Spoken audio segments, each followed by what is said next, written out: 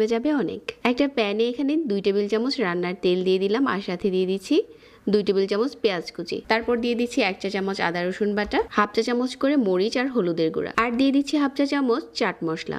এটা কিন্তু আমি আগেই শেয়ার করেছিলাম। এখন ম্যাশ করা আলু দিয়ে দিচ্ছি হাফ কেজির মতো। খুব ভালো করে ভুনে নিচ্ছি। চুলা থেকে নামানোর আগে ধনেপাতা কুচি আর কাঁচামরিচ কুচি দিয়ে দিলাম। এখন একটা সিদ্ধ ডিম কাটার দিয়ে কেটে নিচ্ছি।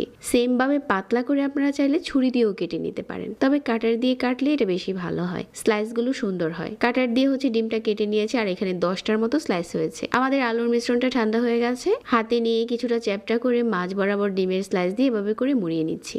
বানানো হয়ে গেল একটি ডিম চপ। এখন টোস্ট বিস্কিটের গুঁড়াতে প্রথমে গড়িয়ে নিচ্ছি। আমি এখানে 2টো ডিম ফেটিয়ে নিয়েছি আর এই ফাটানো ডিমের উপরে এখন ডুবিয়ে নিচ্ছি।